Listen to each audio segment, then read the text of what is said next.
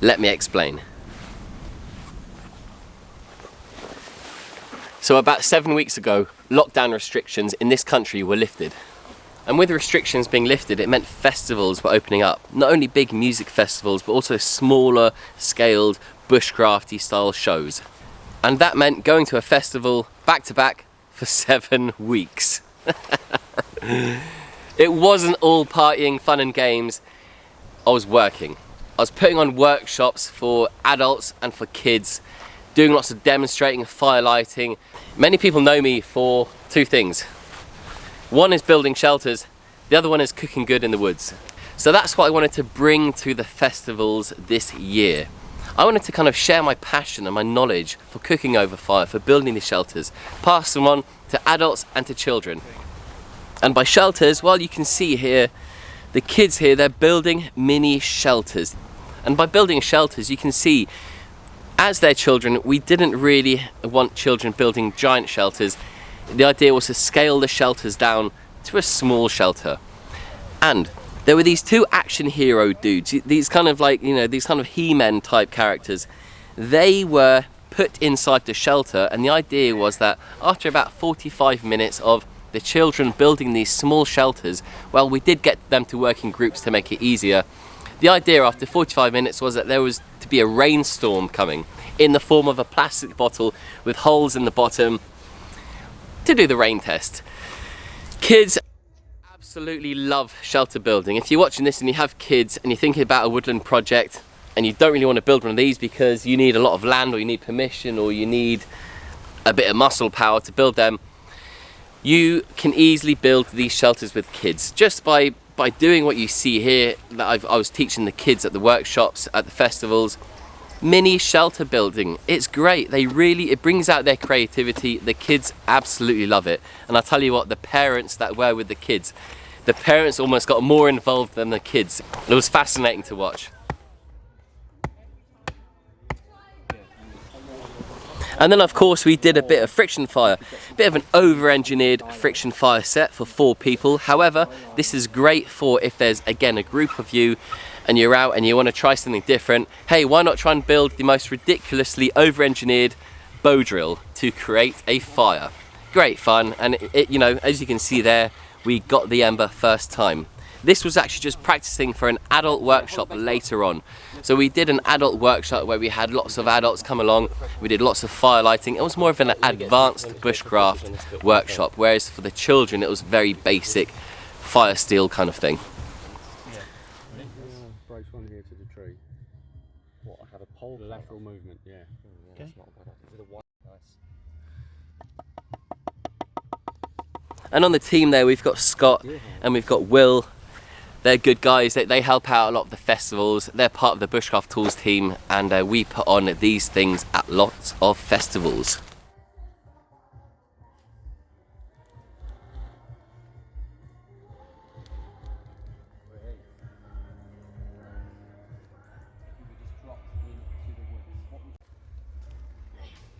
He's just pulling out those action figures and they're still dry, which is great. Are they dry? Nice bed, nice and comfortable. Looks like a nice thick roof. Do you think it's waterproof? I really enjoy going to these festivals and doing these woodland camps and putting on a bit of bushcraft, the shelter building and willow weaving, just sharing a few crafts, a bit of knowledge, getting people involved in this sort of thing. It's great. So I want to make sure that it fits in there nicely before I really start. But as you can see, there's already a little bit of smoke there. So I've kind of got a full knot. And this is a bit of hazel on hazel, bit of friction fire lighting going on. So I now slow down a little bit. It's really carefully and gently, instead of just pouring it on. Trying to stay on the leaf. It could be the leaf where it's flowing now. This is Scott. I'll leave his channel below. In fact, I'll try and leave as many channels as I remember down in the description. So please go and say hello, tell them I sent you, comment, hit the red button, subscribe.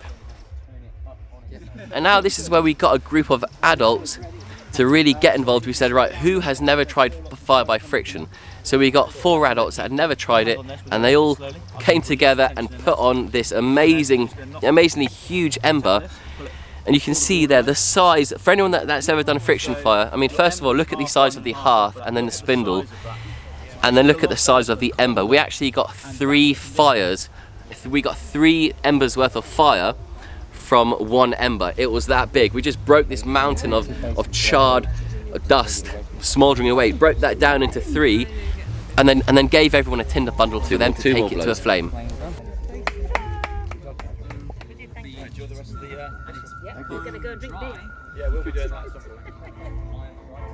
That moment you get your first friction fire ember. Now you're going to put it down. Yeah, that is starting to be. They cut down all the old growth stuff in a quick buck. So it wasn't all about the working. In the evenings we did get to go and chill out in the festival, listen to music, drink a few beers, and go and have a right laugh. There were some great bands, I won't list them all, but here I'll show you one of them. This was Fatboy Slim. Speaking of Fatboy Slim, he did come over just randomly. He came over to my stall the next day where I was putting on workshops. He wanted to know a bit more about firelighting, so you know, I do what I did. I did what I do, and I told him and I showed him, and he got involved as well in a bit of firelighting. So okay, next festival. So in fact, I'm only showing you clips of a few festivals, but this is the Bushcraft show where I was putting on some fish panassing workshops and some firelighting workshops. But you can see, I think over the weekend we got through maybe 70 to 100 trout and processed maybe 130 people, as in process, well, what do I mean? Well, people were working together to create their panassed trout. Again, I'm kind of known for the shelter building, so for this festival I was bringing the food and the cooking good in the woods atmosphere or vibe to it. So everyone kind of got some hazel sticks, we gave them everything they needed. Here there's a kid trying some firelighting, and Josh here doing some bow drill action with a few people. Caveman, my caveman display laid out, but you can see people there, they absolutely loved the fish panassing. It was something that they've never done before. They've probably seen it, they've probably always wanted to do it, but yeah, they absolutely loved it. And it was also a great opportunity to meet a few subscribers that came up, got a selfie. Oh, I don't know how that got in there, but that's me and Amber having a little surf midweek. And of course, Hayes and Mike at the end. It was great to see Hayes and Mike. I always see them at the Bushcraft show, and I'm going to be teaming up with them very soon, I hope. Watch this space. The next clip I'm going to show you isn't from a festival, it's from this woodland camp right here. With this, the lean-to, the wigwam, and of course, the roundhouse. Some of you might know, some might not know. I run courses right here in this woodland. You can sleep where you want.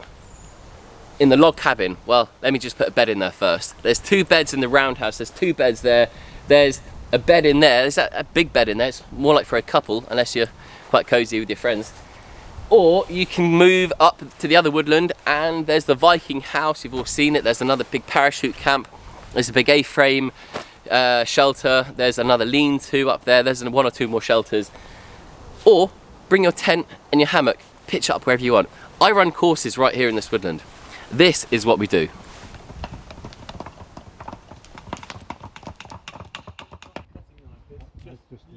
But that's actually the actual loin of deer.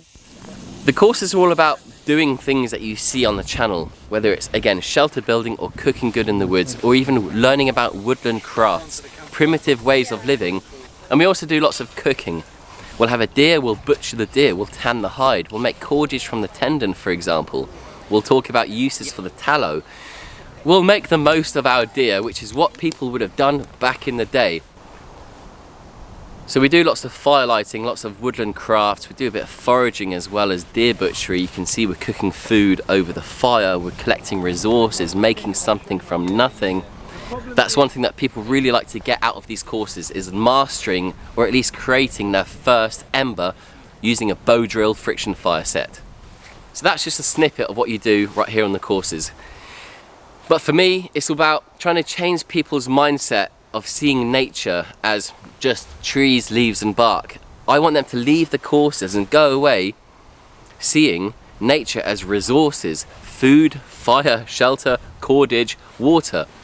Things like that, useful resources that you need to know if you want to live out in the woods, maybe not permanently, or maybe you do want to live permanently. You need to know the basics, the fundamentals of nature's resources what I call bushcraft, and that is it. That is knowing how to use nature's resources to your fullest advantage in whatever situation you find yourself in. With all that being said, thank you very much to everyone that came up to me at the shows, that had seen me on YouTube or Instagram. Thanks a lot, it was really nice to get feedback. I'm glad everyone loves watching these projects, these builds, these cooks that I do. Also a huge thank you to the team. You know who you are. Kerr, James, Will, Scott, Camilla, all of you guys are amazing. Thank you so much for helping out this year at the festivals. But what about the log cabin? Don't worry. Now that I'm not at festivals every weekend, I'm gonna be right here in the woods. So I need your help. I need you to comment something for me. What do you want to see me build? Okay, I want to build a bed. What do you want to see me build inside or outside or add to it? I do want to add a wood burner. I don't know if I should go through the wall, maybe up and then through the window at the back, because there's a window at the back. Go up and then have a right angled corner bit. Go up and out, or go through the roof. The roof is great, it's holding on real nice with that tarp that I put on. Super strong tarp. The leaves, I was worried that they get washed away. I have not put any extra leaves on this at all, and you can see that it's perfect. Look, it doesn't need to be, it's perfect, you know, it's ideal. There's enough slopage and runoff on the end, so the water, when it builds up, it just seeps off. Look, what do you want to see me build here next time? Let me know in the comment section below. Thanks for watching, I'll see you then. Goodbye.